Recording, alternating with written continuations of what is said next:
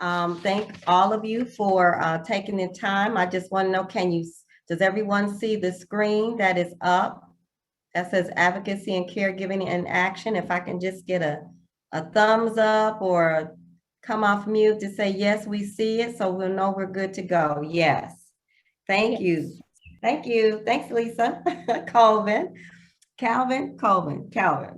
Welcome, everyone. My name is Crystal White, and I'm the Caregiver Support Coordinator here at Detroit Area Agency on Aging. And we have a wonderful presentation laid out for you today. And I have the honor of introducing our presenters to you today, who will be bringing information to you as caregivers on how to effectively and efficiently tell your story in only the manner in which you can say it, only the manner in which you can tell your story. To legislators, those who you cast your vote for into office, letting them know about your caregiver concerns and issues and barriers and what changes need to happen around caregiving. And so that's the purpose of our training today, and we'll continue next Monday with part 2. So we hope you all can join us with that as well. In 2020, it was reported that there were 53 million caregivers, and we know as that number rises, there will continue to be more areas of need that will need to be brought to legislators. But it is your voice and your voice only that they need to hear. So our presenters will lead you in the correct way to do that today. So I'm excited. We have 2 great ladies here with us today that bring a wealth of information and resources, and we're going to have a little fun. So just be prepared to be engaging, and to participate. We'll be looking for you all to participate. And so now I will just bring to you and introduce Ms. Lisa Dedden Cooper. Lisa is the caregiver manager with AARP of Michigan. And Lisa brings a wealth of information and experience to her job with the AARP of Michigan, which is a nonpartisan 501c3 organization with approximately 1.3 million members in Michigan, which I am one of. Ms. Lisa Dedden Cooper has worked for 12 years also as a legal counsel and senior policy analyst in the Michigan House of Representatives and Michigan State. And also for 2 years, she served as a congressional staffer. And then we'll also hear from Ms. Renelle Weathers, who is the Community Engagement Director with the Michigan League for Public Policy. And as the Communication Engagement Director, Renelle works with organizations throughout the state in connecting the impact of budget and tax policies to their communities. She is motivated by the belief that all children and adults deserve the opportunity to achieve their dreams, regardless of race, ethnicity, religion, or economic class.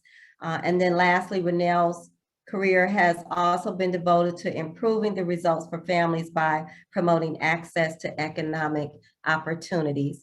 And with that, we will move forward, and we will have Ms. Renelle Weathers come to us first with her information, and then Lisa will be joining in with her. Thank you, Renelle.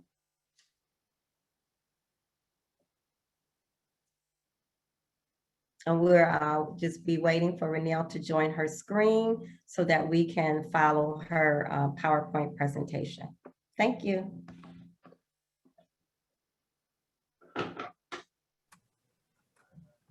Okay. I'll share my screen.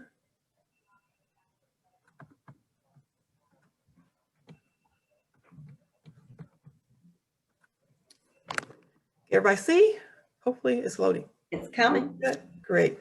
How's everybody doing? So we're going to share, and we really want to make this casual. So please feel free to do, if you have to step away or if you have to shut your screen off, feel free to do that.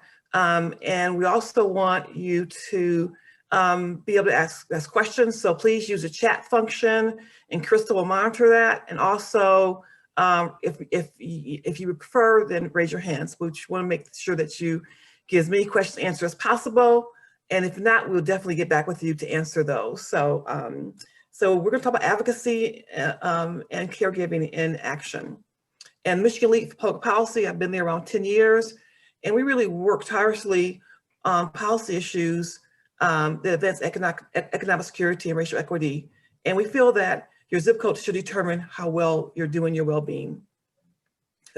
Today's agenda, we're going to kind of do a civics review. Remember how a bill becomes a law? We were all in school. I'm not going to sing the songs. I can't sing, but we're going to go over a little review of that and kind of level set all of our knowledge base. And then we're going to do a little bit about budget cycle. And then we're going to do some advocacy in action. What is it? Where to begin? Who are your lawmakers? Some power mapping. And then Lisa Cooper is going to talk a little bit about home-based community services. Then we're going to talk about storytelling. So that's kind of the that and what we're going to cover in the next about 70 minutes or so. So let's go. So policy touches our lives all kind of ways. Sometimes we don't even realize it, right? As we walk, as we get our trash picked up, all that is handled and really is controlled and mandated by policy. So, and senior services, voting, all this is based on policy. And whether we engage or not, policy decisions are being made. So we're going to talk today about how you can effectively engage. So first, let's talk about state government. Our state government is modeled after the federal government. It's bicameral system. It means it's two chambers. We have a House of Representatives and we have a state Senate. We have 110 House districts, and that really that equates to each state representative represents about 75 to 90,000 folks that live in their districts. And in the state Senate, there are 38 districts. That's about 210 to 260,000 folks they represent. And so, you know, when you are passing a bill or law, when they vote, the majority wins, right? And so, and of course, the Michigan League, we're nonpartisan. We believe that no permanent friends, no permanent enemies, only permanent issues. And we fight for issues. And so we look at the power dynamic to see how do we strategize in order to get wins for the folks that live in Michigan. So out of the 110 House seats, there are 58 Republican representatives and 52 Democrat. And for state Senate, there are 20 Republican and 16 Democrats. And we have one governor who is Democrat. And so to pass most of the bills, it takes 56 votes in the state House and 20 votes in the Senate. So it tells you that within that one party, if they all agree, they can really pass most things they want to pass. The governor actually, because the governor has the ability to veto, can stop some of those things from happening. They don't have enough votes to override. Override takes 2/3 of those numbers. Please remember, if you have any questions, please ask your questions in chat or raise your hand.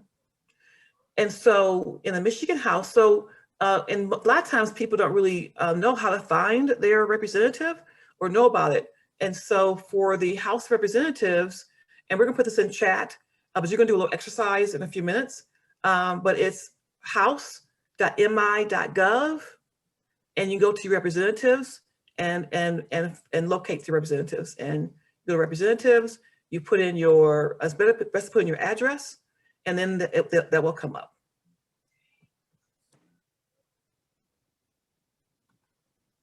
And then, sorry, let me go back to that. And the same thing for the Senate. And the Senate is senate.michigan.gov. The same thing. You find your senator by name, by address, and locate it. And so I want you guys I would like for you to remember those two websites, because we're going to do a little exercise in a few slides down.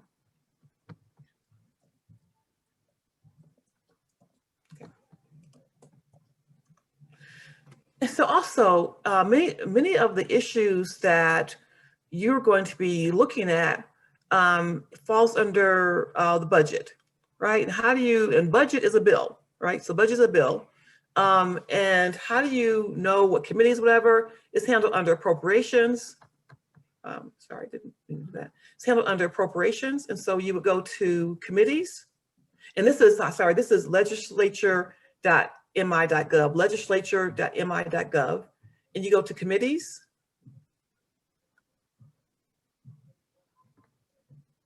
It will come up. And Appropriations Committee. And because the issue areas you really are focused on is health and human services, you go out Health and Human Services,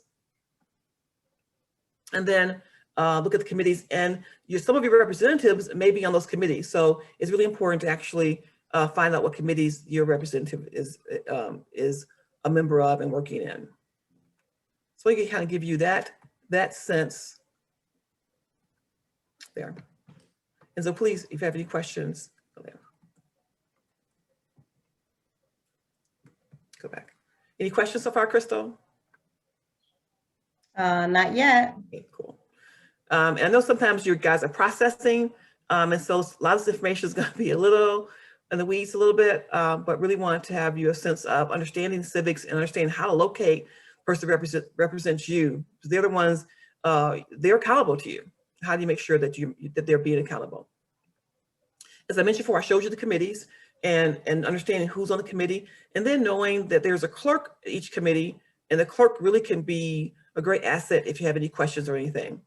If you see on the Senate, on both those sites, you see that on here at the bottom, you see the clerk is Ellen Ackerman for the subcommittee from the Senate on Health and Human Services. Understanding that and knowing who's on the committee, very helpful in the next steps as we go through the presentation.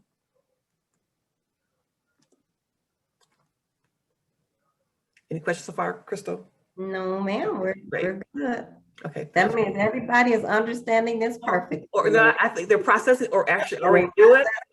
They might have remembered 8th grade right. civics or get engaged before that. We're good. So it's your turn to participate.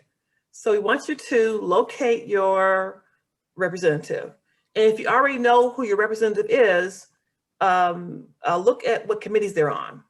And we'll give you a couple of minutes, and we want you to put it in chat. Okay. So give you a couple of minutes, and if we could put in chat, I'll put in chat those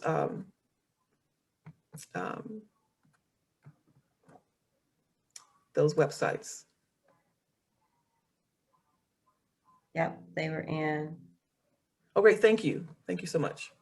Yeah, it's really, really interesting. The House is .mi, but the Senate is, you have to spell out Michigan. You have to spell out Michigan. Yeah, thank you. Thank you, Marie.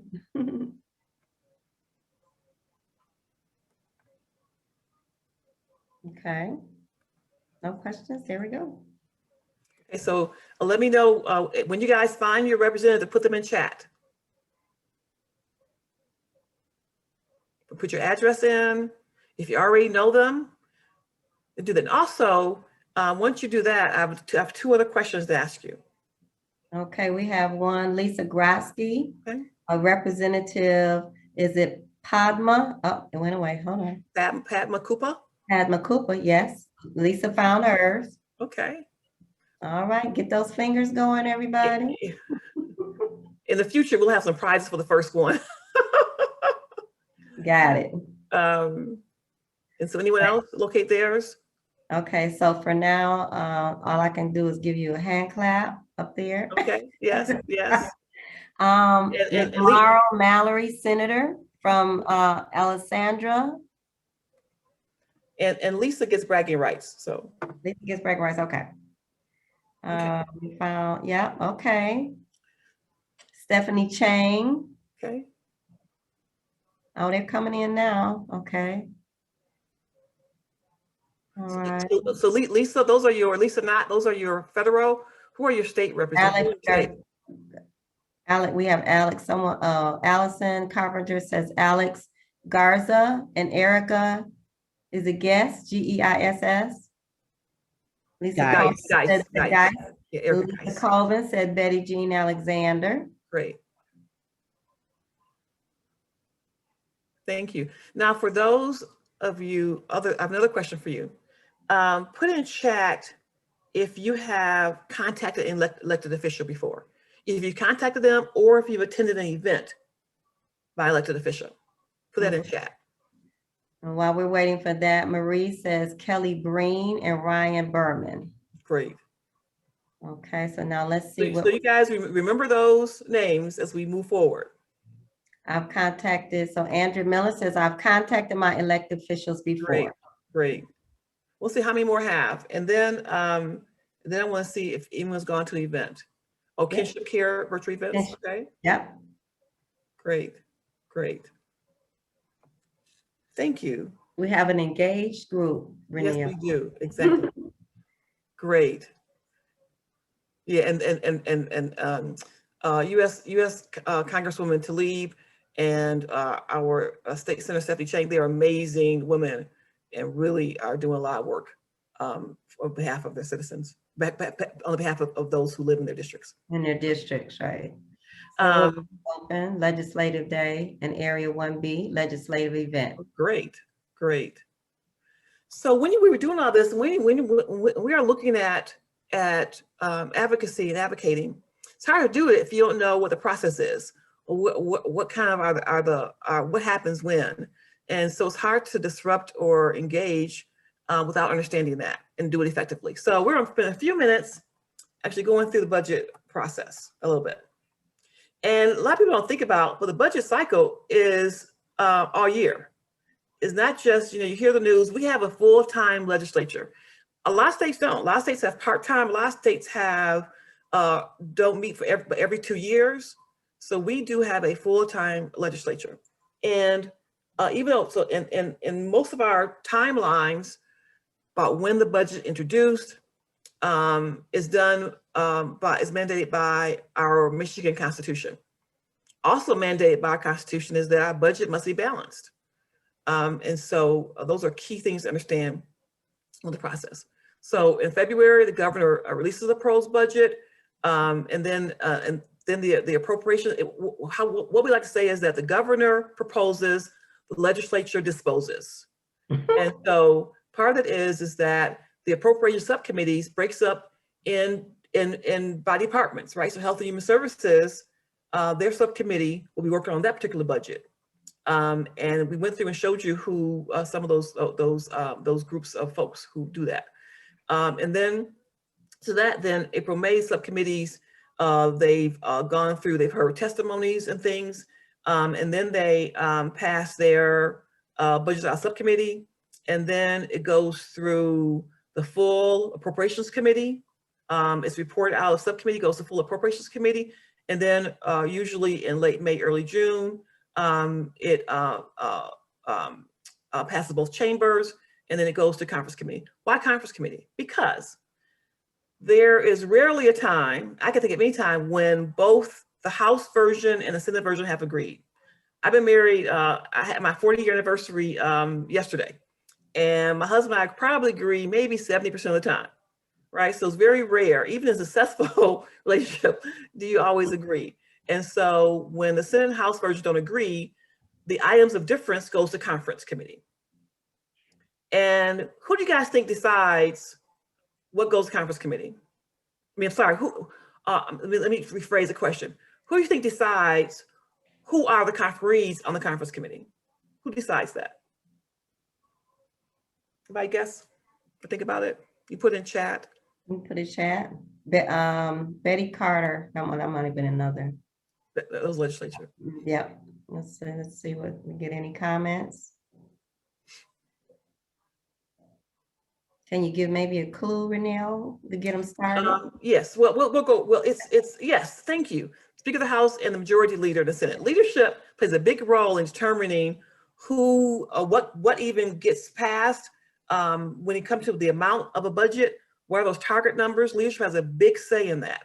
So if any of you live in a speaker's district, you guys can actually, you can um, what do you call it, work with your other partners and do some collective advocacy in those ways. And then in June, once it comes out of conference committee, it goes to the full chambers again for majority vote. And once it passes, the governor signs or vetoes. But then it doesn't stop there, guys.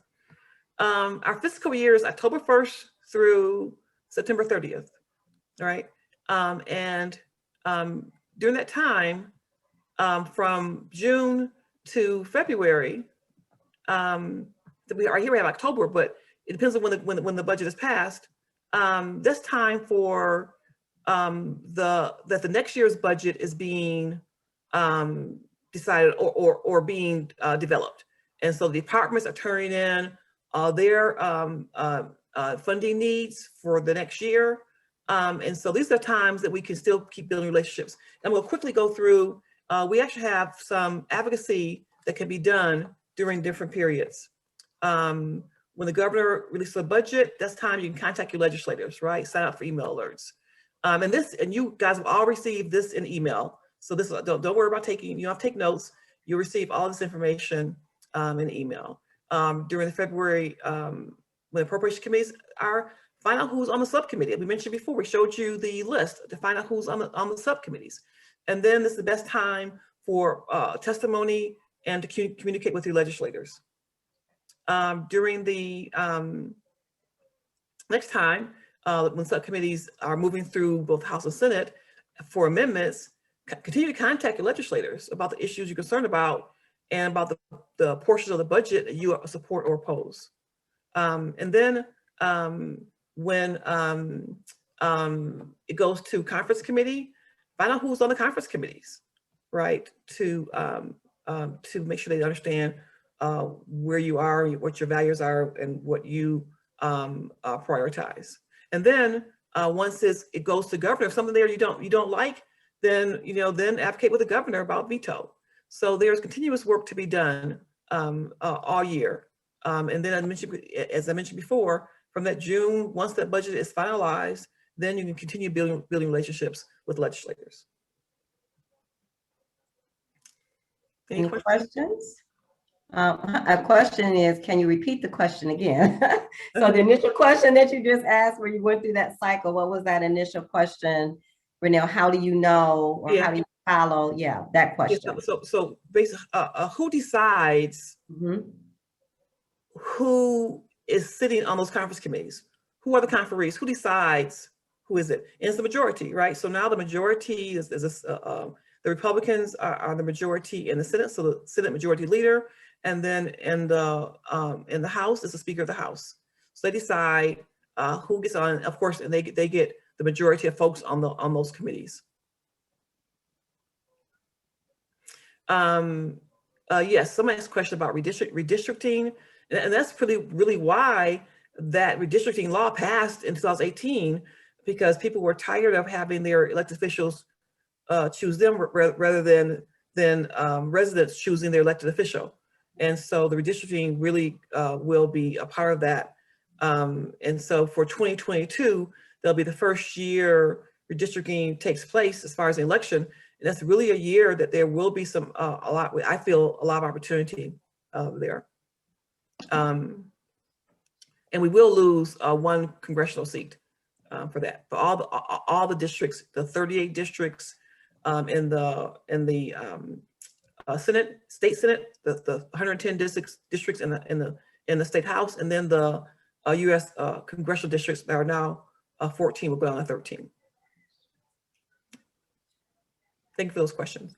Okay, so we're gonna go into advocacy and action, and just briefly talk about just how, and advocacy is action, right? It's actually a word that is an action word, and we must do it. So what's our role?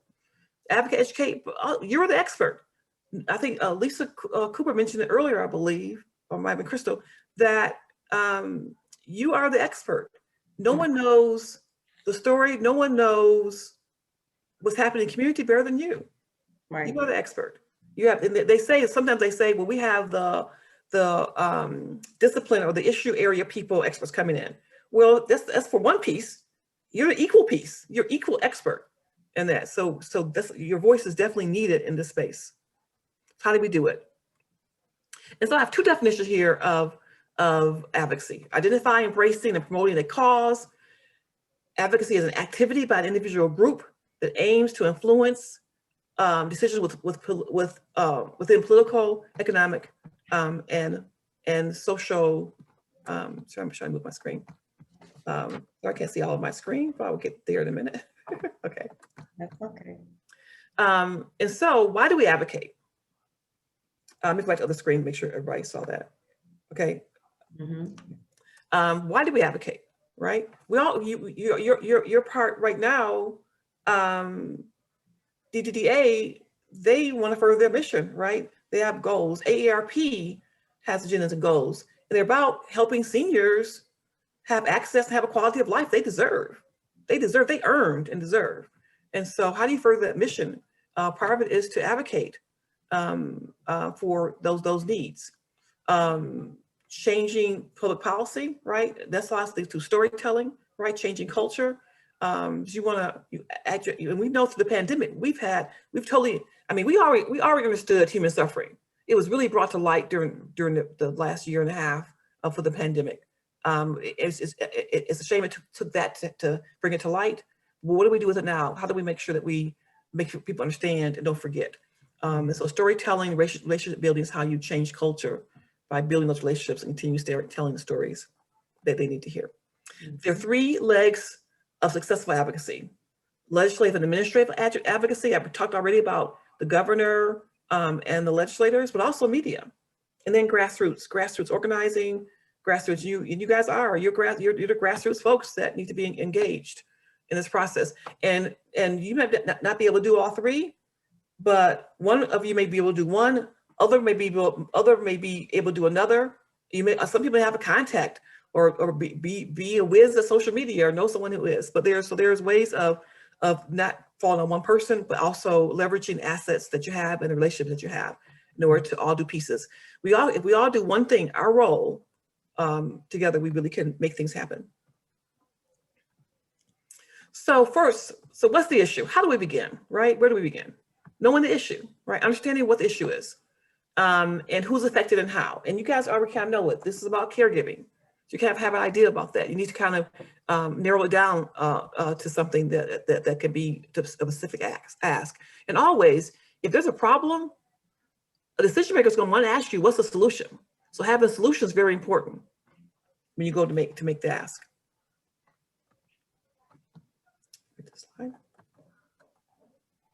Knowing your audience. Right? Who are you targeting? Right? Is it a legislator? Is it a department head? Is other folks that you want to join in? So who are you targeting? When to target? Right? When to target them? If you're targeting legislators, you don't go to Lansing on Monday or Friday. They're not in the office. You find them in the community or online. So they're in session Tuesday, Wednesday, Thursday. Understand that.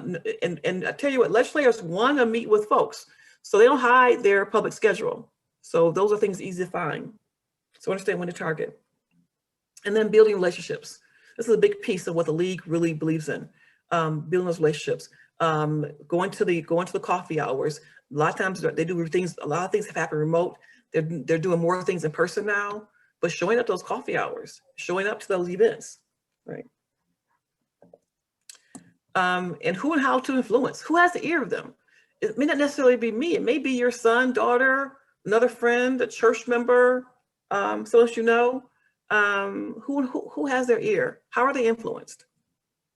And basically, they're like you and I. They had regular jobs, regular lives until they ran for office. And as we think about, as I've talked before about the role for everyone, they're champions, they're advocates, they're contacts. All these roles are important. Without all of them, you really don't achieve your goals, right? So everybody can't do everything. Everyone can't be a champion. Some of us can just do contacts, make the phone calls, emails, go on social media, write the personal letters, be a panelist on a press conference, visit legislators. There's a role for everyone, right? So identify that role and then, commit to it.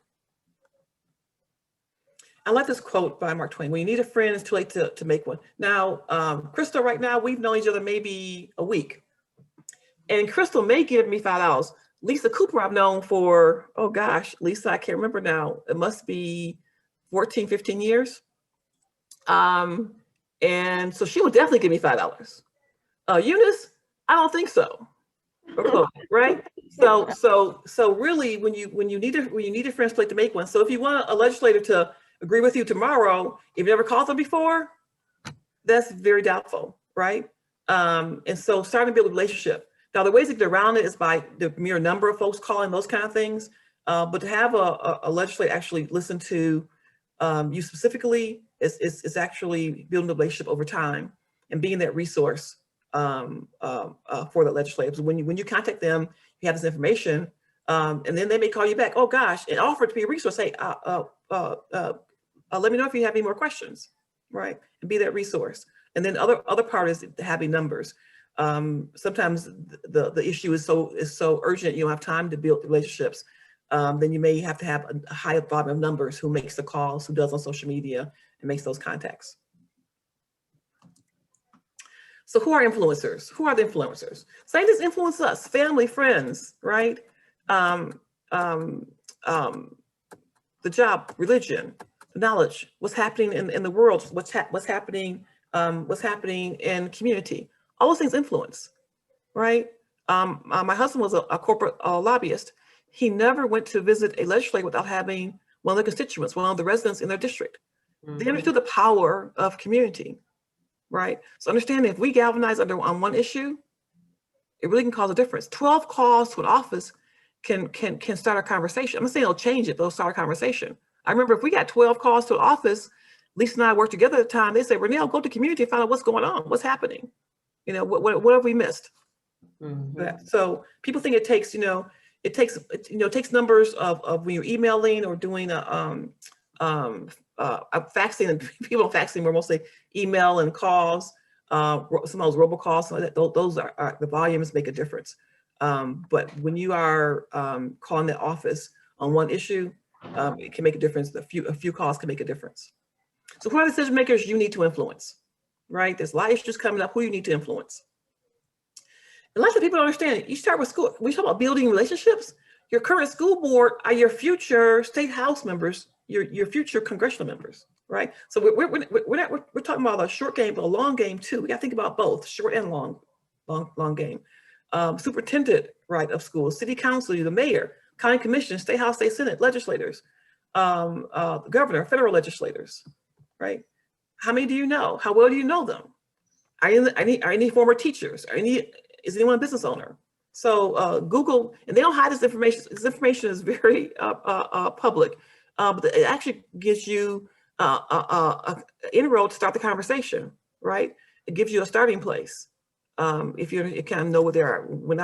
I've done both sides of advocacy, being a former staffer, but also I've done, my coalitions I'm on, I've done my share of advocacy, and understanding. We went to advocate someone, a federal legislator. His wife was a volunteer on the board of Goodwill. So how we use that as a starting point. We're understand about the needs of community, right, through that. So understanding that, yes. Oh, I'm sorry. I just wanted to make, Lisa made a good comment. She just said, when she's visited elected officials, they usually ask, what is it that they can do for you? My advice is to always be ready to answer that question. What is it that I can do for you? Lisa got ahead of me. Lisa's coming up. coming up. Give me a minute. Okay. Let me get through here. And so we're gonna do a power map. Lisa's right. The ask is the most important thing. And the number one thing people forget to do is the ask. Mm-hmm. It's important to know what you're asking for. You can go there, you say hi, and I'll have the components of the ask in a minute. But remembering the ask is so important. And we mentioned it, so always ready to answer that question. What is that I can do for you? But sometimes a group, I have to ask, you guys came for something, where'd you guys come from? So we're going to do a little exercise, take a couple of minutes. And I meant to, sorry, I apologize. I meant to have you guys, have you pull out a piece of paper and a pen. So if you can, get a piece of paper and a pen. I want you to think about who you need to influence. And we talk about power map. right? It's understanding that this is just a tool, right? Who identifies who has power. Who has the power to change that issue? Who has the power to vote for that more funding? Who has the power to change a departmental rule, right? So who are people that needs to be influenced? And then who are the key relationships that can help organizations who can create advocacy plans? So how do you think about this? How do you do about this? And it's not that now I'm talking about, a serial stalking, right? We're talking about thinking through like say for a Senator Lee. Now he may have a relationship with the local mayor. So the mayor is definitely an influencer, right? And the businesses in the district are influencers. You may know one of the relatives at a church. And so how do you think about it? Think a little bit outside the box, right? And so what I want you to do, like we do, is take a couple of minutes, think about somebody you need to influence, and then think about some non-direct. These are non-direct, right? So direct would be people that work for them, right, directly, or you, right? So who, if you have a direct relationship. So indirectly, think about relationships that you may not have right now, or you may have right now, and how can you kind of build a map about how this person's influenced. And so we're going to, right now, I was gonna put up a Jamboard, but I'm gonna go back to the other screen. But think about this as a blank screen, right? Blank canvas. And in the middle, so draw kind of a piece of paper, a little circle in the middle, and all these little tentacles coming from it. And just think about 3. Well, think about the person you want to influence, and then 3 relationships, potential relationships that they're influenced by. It could be a local elected official, a state elected official, a federal elected official. It could be someone who is a department, a business leader, just someone that you want to influence. Okay. If you have, let me know if you have any questions. Not yet, Matt. Not yet. Okay. So take a few minutes.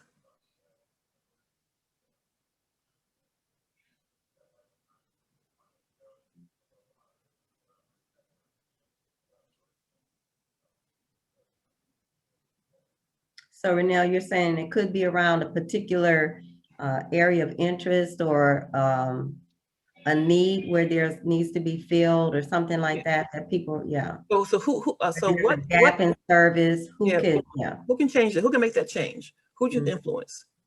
It could be I mean, for this situation, it could be a local doctor. I mean, just in your life, this is just kind of exercise. What's an issue, a person that you need to persuade?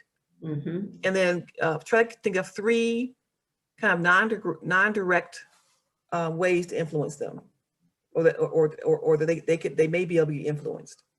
And I'm going to go back. Okay, one more slide. So give you a couple of minutes, and then we're going to segue over to our next.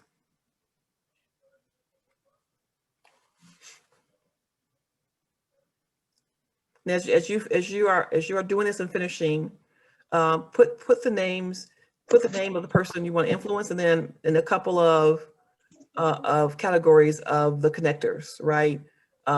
If it was the Mayor Duggan, and then if it was Mayor Duggan, then who are the influencers around Mayor Duggan? So so as you do it, put it in chat. Give you a couple of minutes. If you come with 1, put it in there. Okay, I'm waiting. And I'll take the first person that has theirs together. I will go ahead and read that out to Renelle. Okay, and then I'm going to turn this over to Lisa. Okay.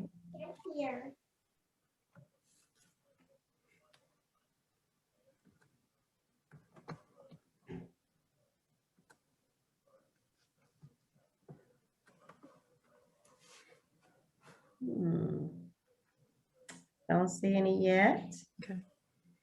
So as you think about it. Influencing. And power map is a tool, because if you're not having the power, you almost have to think about who has the power. If you want to effectively advocate, who has the power to change your issue? And then how do you want to connect with them? Right. So there was a story, this is true. I've traveled around a lot, and I think I was in Colorado at the time, and doing advocacy, and a woman, there was issue on education funding, and they were really trying to push for it. And this one leader was just hard pressed, would not commit. Well, as they were going through their assets of relationships, well, they realized that one of the members went to church with his mother. His mother was a former teacher, right? And the mother was in shock that there was any kind of confusion about not supporting it. And so eventually the gentleman did vote for that particular issue. And then another example of just collective advocacy is there was an elected official who had committed to something during his campaign, but kind of was silent after got elected. And so a group of folks went to the town meeting and had a big banner saying, "Thank you for committing to do da da da," as a reminder. So lots of different things that folks can do and can influence. I got an example, Renelle. Okay, so we have one from, I think, Janice. So in the 70s, during decentralization in DPS, my circle of parents would drive to Lansing without an appointment, in parentheses, and lobby for our district school. We were never turned away, and Governor Milligan's staff would treat us like royalty. Yeah, that's really good. And someone mentioned about staffs. Yes, Lisa and I can attest, it's so good to build relationships with staffs. As I mentioned before, a state senator has about 210 to 260,000 people in their district, right? And so getting to know staff was really important. And Lisa and I are very kind people. Lisa will tell you I'm a very kind person. And I was constituent relations director at the time, I believe. And if someone called the office, they were kind of harsh and mean. You know, I was polite, but I don't know if they went to the next step. But if you were kind of kind to me, I would say, "Oh, you know what? If you're here at this time, I'll make sure you get 5 minutes with them," even the schedule was tight. So having a relationship with staffers is really important. Because they're the ones that keeps it in front of the legislator. So that's a very good point. Thank you. Okay, I'll turn over now over to Lisa Cooper. Okay, so before we go to Lisa, really quickly, I just want to bring in Deanna Solomon. We missed Deanna earlier, so I want to make sure she gets in to make some comments.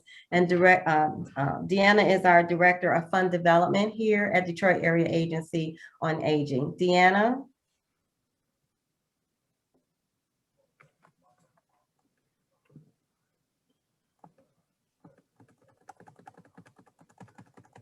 Yes, hello. Sorry about that.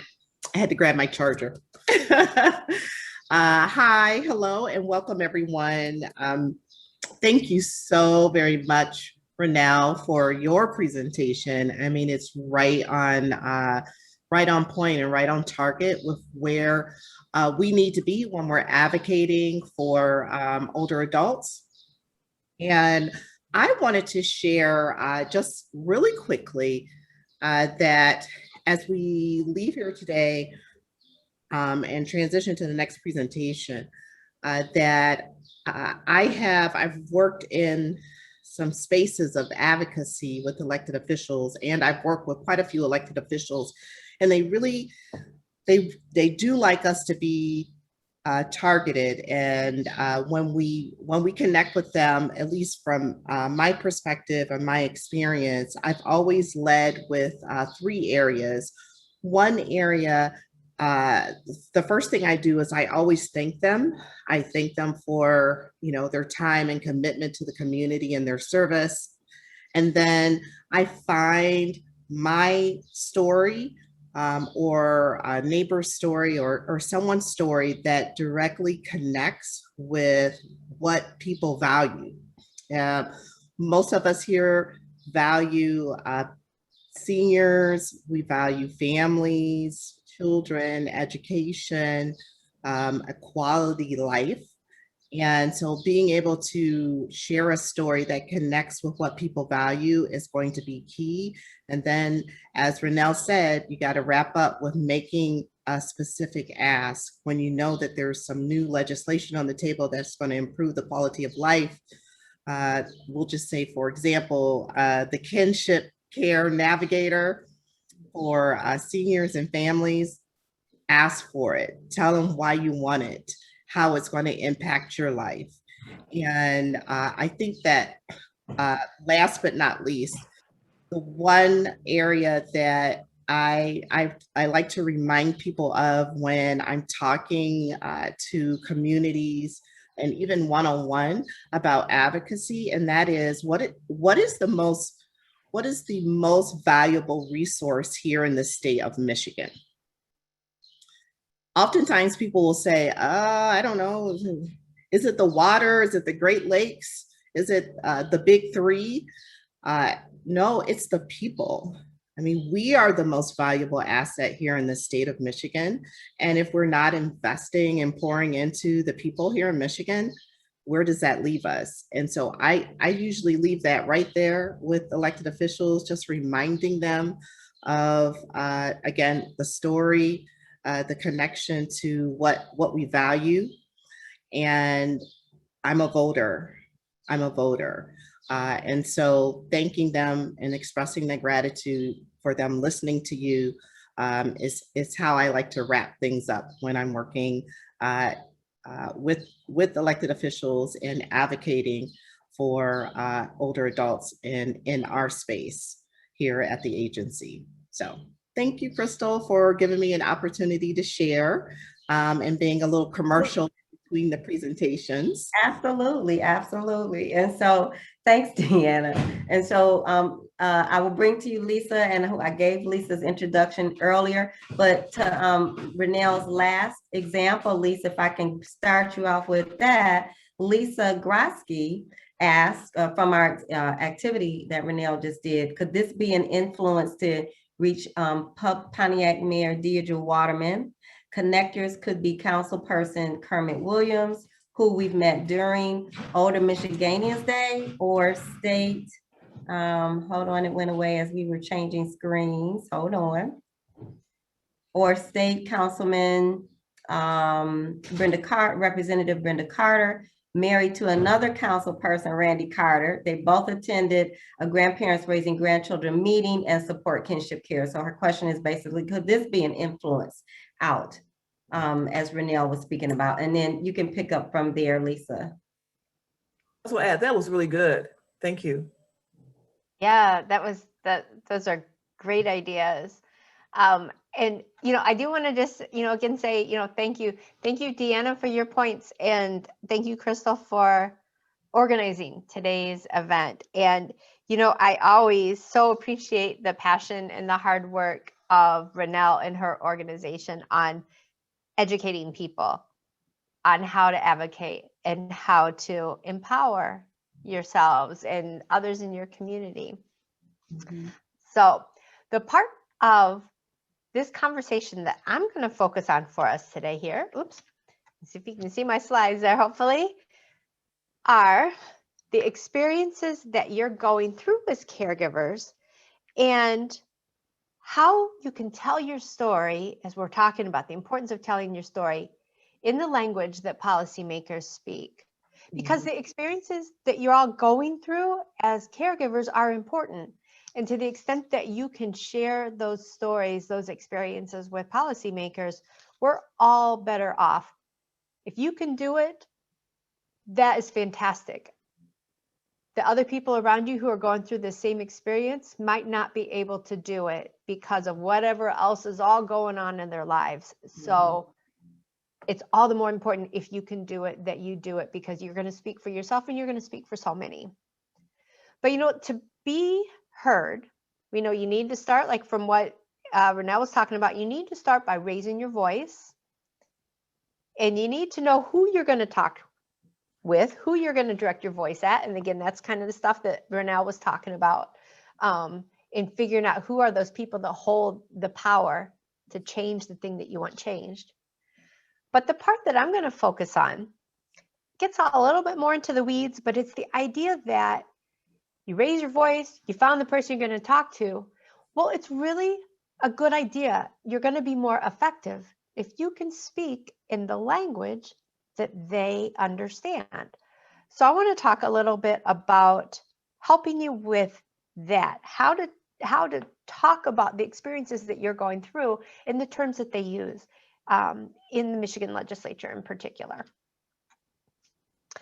So Renell was telling us about the appropriations process generally.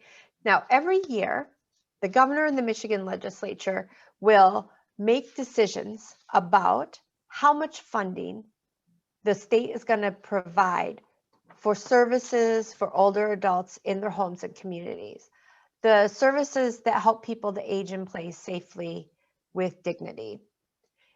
And those are the types of services that are provided through the Detroit Area Agency on Aging, right? So you are kind of familiar with these types of services that we're talking about. These get funded by the state in the state budget every year.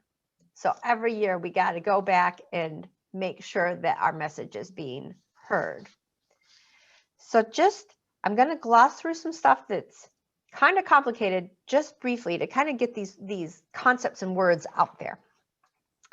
So there are many different types of programs in Michigan that provide what's called home and community-based services. So home and community-based services, HCBS, is one of these key terms that you want to have in your vocabulary when you're speaking with policymakers. Now they'll have different eligibility requirements, and they'll have different sources of taxpayer dollars that combine to fund those programs. But most of the taxpayer funding for home and community-based services in Michigan is appropriated through the annual state budget for the Michigan Department of Health and Human Services, the Michigan Health and Human Services budget. So it goes through that appropriations process that Renell described. Now, some of the key programs, this slide is about telling you what are these key programs that get funded in the state appropriations process that provide for people to be able to have services that we're talking about, home and community-based services. And you don't need to know what each of these things is to be an advocate. You don't. But I'm going to give you the slide just so, again, giving you a little bit of immersion in some of these terms.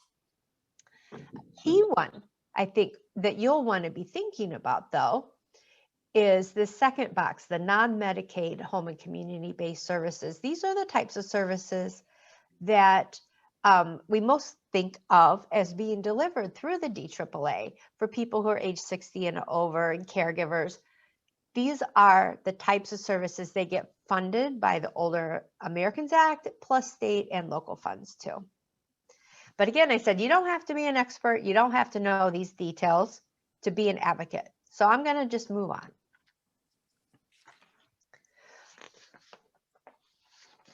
What I think is an important point is these things, like the slide I just showed you, these are not common words or acronyms that people talk about in day-to-day life. So you may not know or ever have heard of them.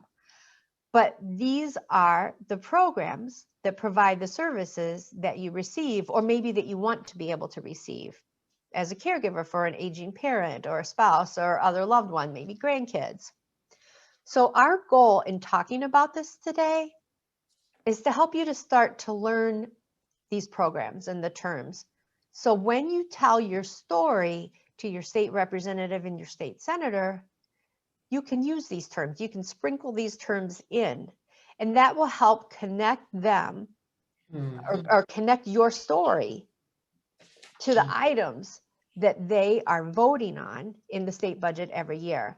And when other legislation comes up, we want to use these terms when we can in telling our stories, because it helps connect them to these items they're going to vote on. And you know, you might think about it, it's like, well, they should know, right? They're legislators. But there's so much stuff that legislators are responsible for. And it's very likely, especially with term limits, that you'll have legislators who haven't been in office all that long. And they may well want to do the right thing, but they may not know exactly how your story is going to connect to what they're voting on. Some people will better than others. Some legislators will better than others. But in any case, it doesn't hurt, and it will always help if you can be helpful in connecting those things. So this is why I'm going to, for the next couple minutes here, I'm going to walk you through some of these basic terms, and then we'll come back to advocating for specific things in a few minutes. So I'm going to start with this basic term that gets used a lot when we talk about services for older adults and services that can help caregivers. And that is long-term services and supports, or it often gets abbreviated to LTSS. And so people will throw LTSS around this acronym all over the place. But what LTSS refers to, these long-term services and supports, are the broad range of services of paid and unpaid medical and personal care assistance that people may need when they experience difficulty with self-care tasks as a result of aging or chronic illness or disability. It's a broad range of types of services, assistance with these self-care tasks.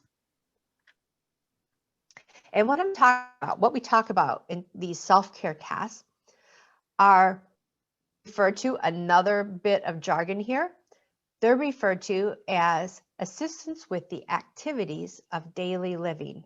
Another acronym, they'll be like ADLs. We're talking about, do you need help with your ADLs?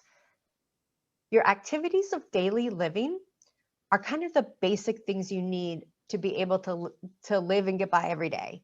Eating, bathing, using the bathroom, getting dressed. And then there's a set of slightly more complex skills, but still pretty basic things that you need for your day-to-day life. And they refer to those as instrumental activities of daily living. And so that's help with preparing your meals. You need to eat, but also, do you need help with preparing your meals?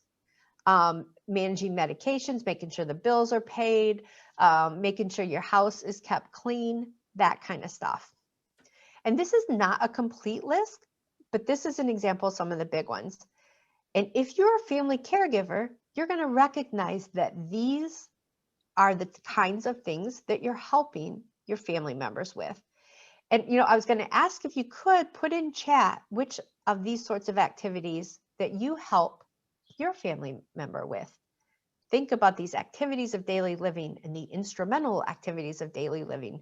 Which of these sorts of activities are you as a caregiver helping your loved one with? And as you put these in chat or you scratch them down on your paper, I want you to keep them in mind, because when you tell your story, when you tell your story, like we're going to do an exercise at the very end with Renelle again to work on our storytelling, these are the kinds of things that you're going to want to include in your story. So keep these in mind.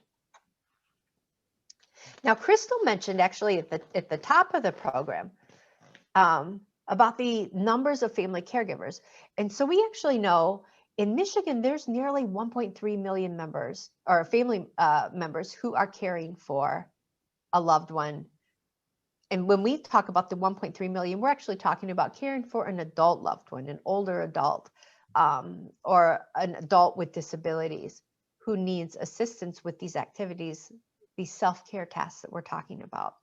And family caregivers have been called America's invisible health care workforce, because we are. All these things that we are doing for our family members, those are things that if we weren't doing, probably somebody else would be getting paid to do it. And this is really important for policymakers, because the value of all this unpaid care that you're providing to your family members, it is a huge number in terms of if the state had to pay for it as paid services, there's no way, it would totally break the budget. So there's a tremendous value in the services that you are providing, unpaid caregiver services for your family member, that our budget in the state couldn't even handle if we had to handle it. Lisa, you want some of those comments of what you Yeah. asked? Yes. Yeah. So some of the activities of daily living mentioned are bathing, housekeeping, managing medication, housekeeping, preparing meals, managing meds, medication, filling pill boxes, paying bills, making doctor's appointments, making sure insurance is billed correctly, and so on. Yeah, thank you for those Yep. comments, everybody. So you are doing them all. You're doing all these things. So back to talking about how these terms fit together. Gonna throw some other words at you. So we talked about LTSS, long-term services and supports. Those include both institutional care and home and community-based services. And as kind of a footnote to that, this term LTSS, long-term services and supports, will sometimes be used interchangeably with the term long-term care. Mhm. So you might have heard that people talk about long-term care systems. We're talking about the same thing.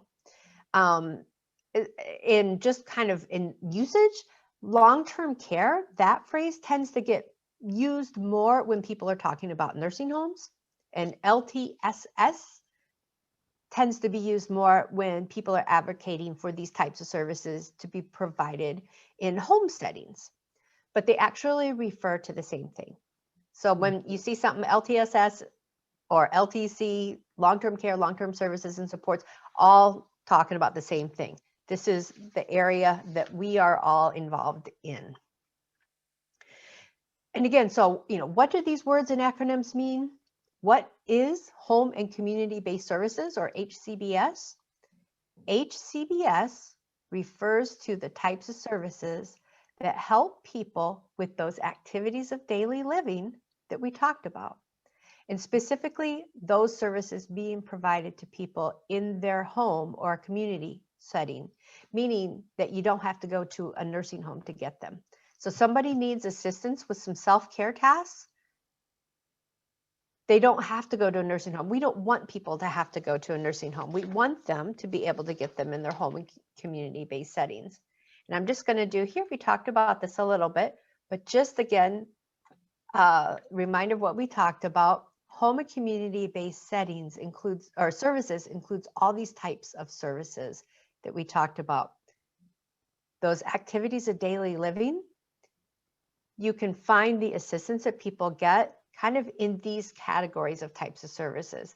And again, this slide, these terms are the types of terms that policymakers will see when they are being faced with questions about what to fund in their state budgets, what to make sure are available for people.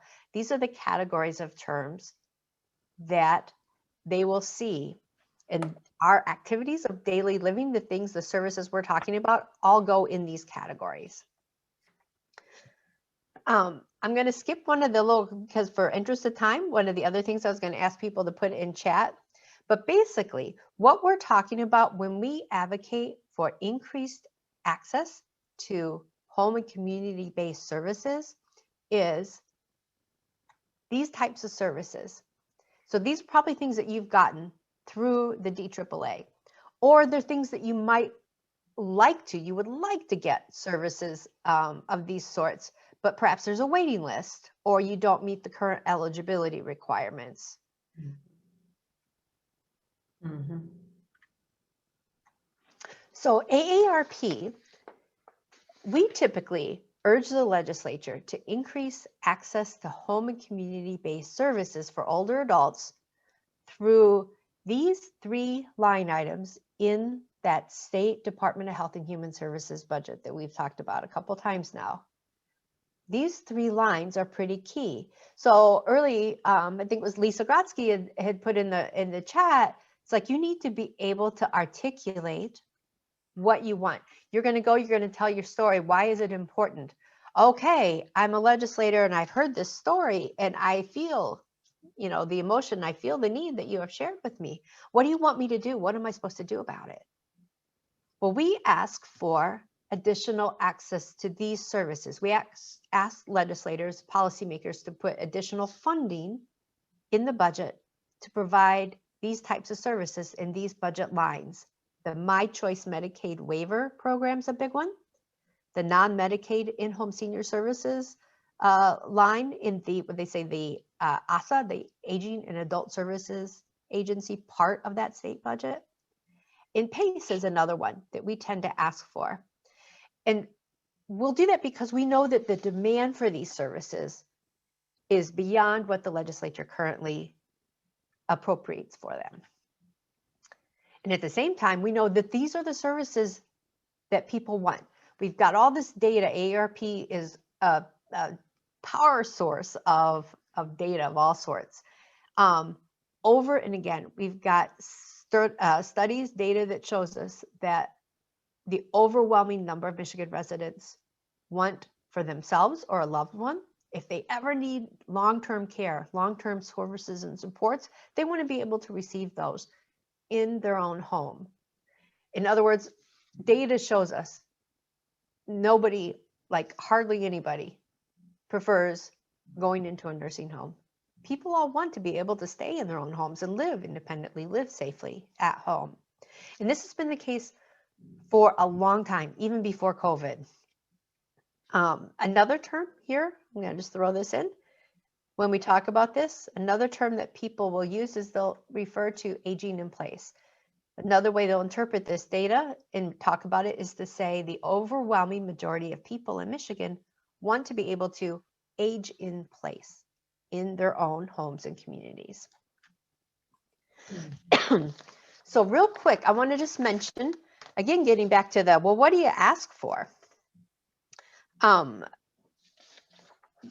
We have in this current budget cycle that's being debated in the legislature, and we're looking at that fiscal year 2022 budget because they're always appropriating, the legislature is always talking this year about money funded for next year. For the most part, when we're advocating, it's this year we're talking about money to come up in the next budget year. Excuse me.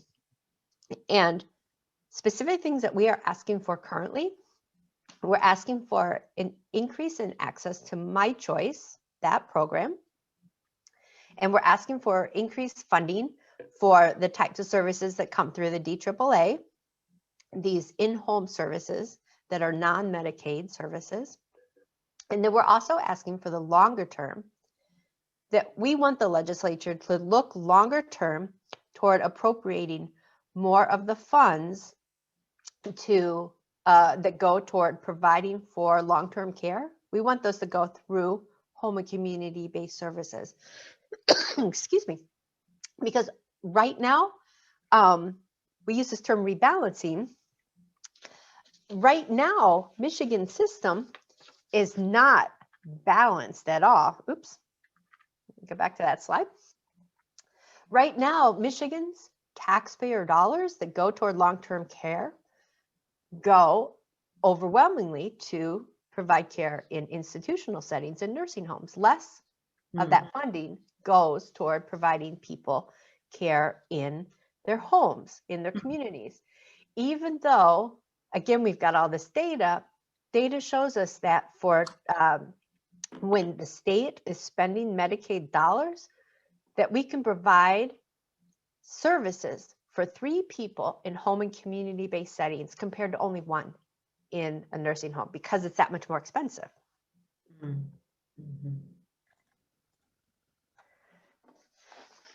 So I'm going to kind of skip ahead here because we want to do a little bit of the storytelling part of our time together here today. And I'm going to kind of skip some of the wrap up I had on my part so we can move into that with Renelle. If you want, I'm going to stop sharing and then let's move into storytelling. Well, welcome back to the third phase of our presentation today. And we're going to do a little bit of storytelling, and you will, and I apologize to those that put this together, Crystal and Deanna, you now do have the presentation, all the resources that I thought I said this morning. But we talked about all this, right? How do we connect with legislators, right? And one thing is I understand that part of the components of it is as I mentioned, understanding the issues, right? Knowing your facts, knowing who's in it with you, what committees they sit on, then communicating with them, right? Calling, writing, letter, emailing. The most effective way is, of course, in person, the visits, and then be prompt, be prepared. Don't be 5-10 minutes late, be 5-10 minutes early. You have a limited amount of time, so really know you have 15-20 minutes. Many times people get caught up and they forget. They may tell you have 30 minutes, you really only have 10 to 15 minutes to get your point across, even if they tell you a 30-minute time frame. So keep your things very simple. Understand you may need to have elevator speech prepared, right? So have different versions of it. Have it in elevator speech, we can do it in a minute or less, then have it in longer form, but have those prepared in your hand. Leave a handout if you are doing in person or email information. Be able to answer questions. And the question is, what can I do for you? Be able to answer that question. Know what your ask is, right? And then follow up. Say thank you, right? Always say thank you. And then practice. Many times, even when you're calling, practice. Some people forget and they get caught up and forget. So practice, have it written out, even with a phone call. It's good practice. And so one of the components, and then we talk about I mentioned the 3 components, is knowing the issue, right? And having the story. Having the story is really important to make the connection to the issue to a story. And then, of course, the third thing is the ask. And so many people have trouble starting the story, but stories are about people. They serve emotion. They communicate the value, right? And connects the system to the institution. And many of you are already in your chat, have already started doing your story. And that, and so many times, so there's a little thing, and there's you'll get email. This is follow up, but sometimes folks that have trouble with it, we all know how stories begin. Once upon a time, fairy tales. That's a good way of thinking about it.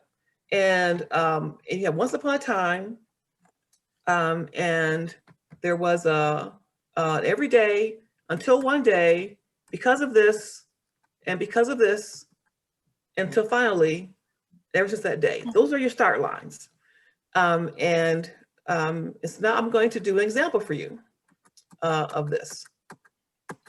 So once upon a time, there lived a senior gal who lived with her daughter, Angel. And every day, Angel, an office assistant, has to leave her work at 8 a.m., having to leave her mother to care for herself. Until one day, she recognized that her mother could no longer perform self-care tasks. And because of this, Angel wanted to drop her mother off at a place that could care for Gail during the day. And because of this, the family was under tremendous stress. Until finally, Angel was at her wit's end because there was no adult care slots for her mother in their community. And ever since that day, Angel has struggled with caring for her mother, wanting to keep her mother at home and needing to keep her job. Now, of course, when you're doing a story, you take out all the fairy tale part, it ends up being in a story form like this.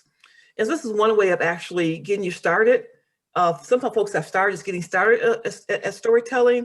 So sometimes you start with once upon a time, it kind of helps you kind of get to a place where you can kind of get more experience and more a flow in your storytelling.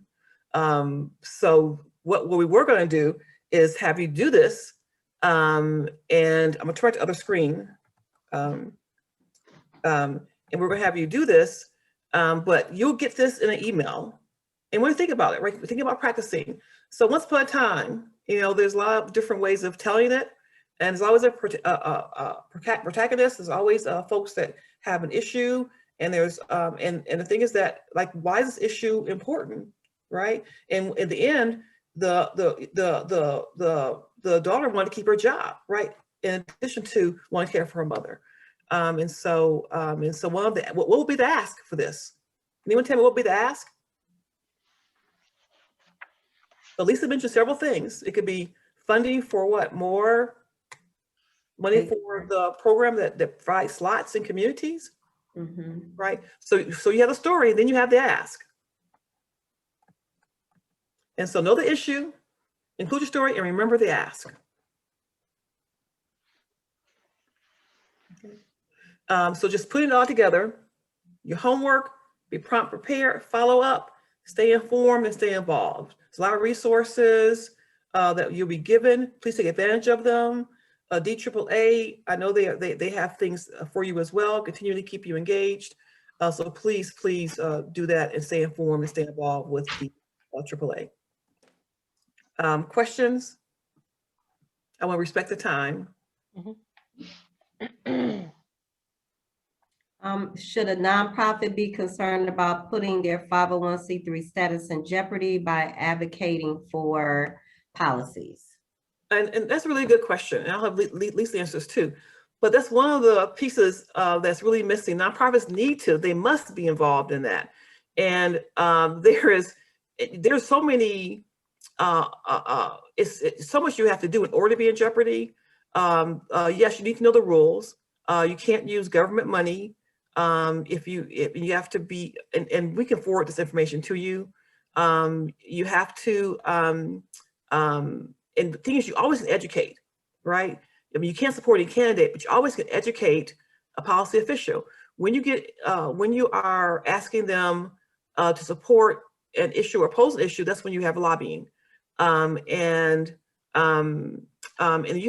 would have to spend like $500 on a meal for them to even start being worried and that. And so if you track it, and then for nonprofits, I think you have to go over 33% of your general budget in order to get in trouble. So there's a lot of leeways, but we can, the Michigan Nonprofit Association has a really good primer on all these details, and we make sure, of course, the Secretary of State has it as well. We can make sure you have all those rules.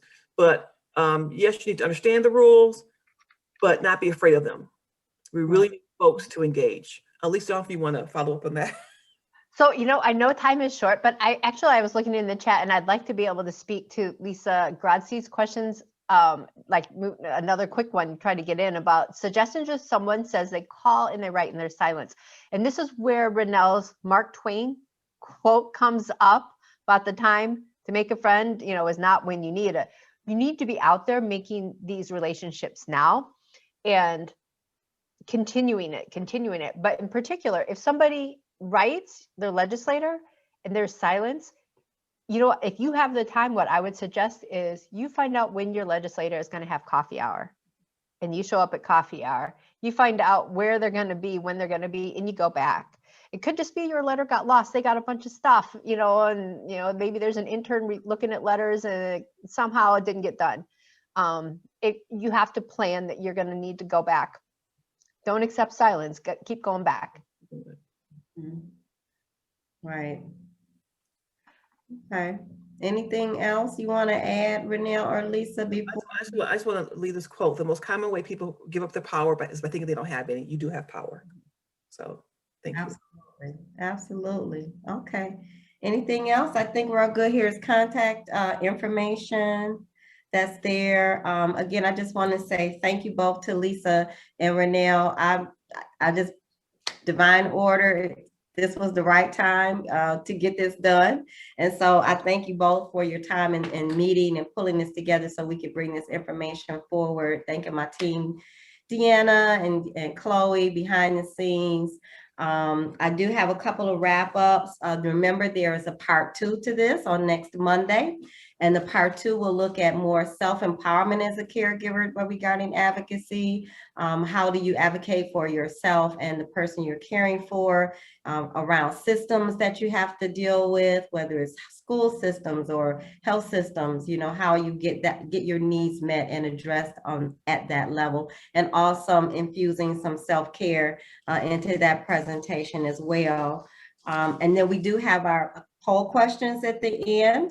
I think Deanna is going to take over and do those. So we definitely would like you to participate in that. And again, we will be forwarding these links and information from Deanna and Renell for today's presentation. So thank you, ladies. And Deanna, go ahead with that if you have that with the poll questions. Yes, and thank you, Crystal. Thank you so much, Renell. Thank you so much, Lisa. I just sent a note to just to give everyone a heads up that there will be the presentations. As long as you register for the event, they'll be emailed to you. The presentations will be emailed along with the supporting advocacy support tools. So our first poll is launching right now, and that is, how would you rate today's caregiver advocacy event? And I'm hoping everyone could see on the screen.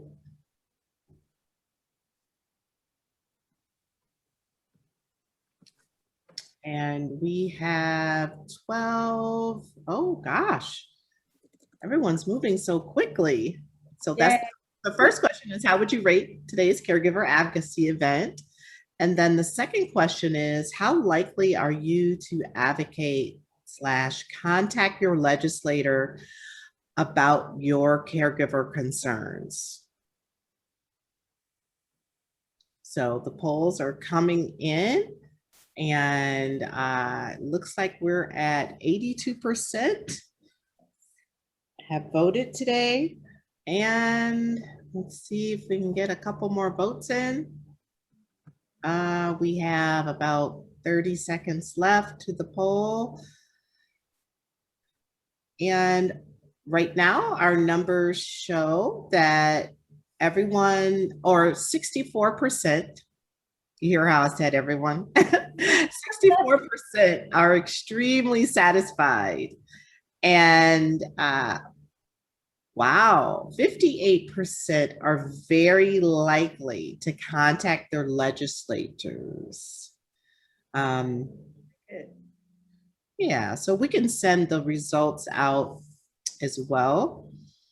And I think, let's see here, can you actually see the poll on the screen? We could, but it's gone now. Okay. That's interesting. She said that's interesting.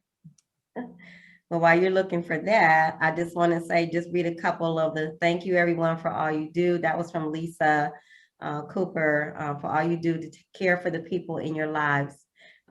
We see you and appreciate you. Thank you, Lisa. We see and appreciate you for what you and Renelle are doing as well. Renelle says, thank you all for what you do. Pam Frank says, thank you. That was a very powerful presentation. And thank you, Lisa Knott. Thanks, Lisa and the planning committee. Lisa Grasky, thank you, everyone. This was motivating. And we hope motivating enough for everybody to do some of the very things, to do all of the things that we heard in our presentation today. We got a lot of good, useful information, practical information, easy to apply. Like Lisa said, kind of in my phrase that she was saying, it's not rocket science. She didn't really say that, I did, but they gave us all the easy tips and things to do. So look for your email to have that information. And again, we thank you for joining us. Please make sure you register for part 2. It's going to be just as impactful. We're having presentations all the way from the Upper Peninsula. So I'm really excited that we were able to bring in Upper Peninsula in our caregiving realm down here as well. You all have a great day. Thank you. Yes, thank you, Crystal. And on behalf of our president and CEO, Mr. Ronald Taylor, we just wanted to extend acknowledgments to Mr. Taylor for his leadership, and thank him for always advocating for the agency and for older adults, because it's truly a way of life. Thank you. And approving for us to do this today. Thank you, Mr. Taylor. See you guys later. Bye-bye.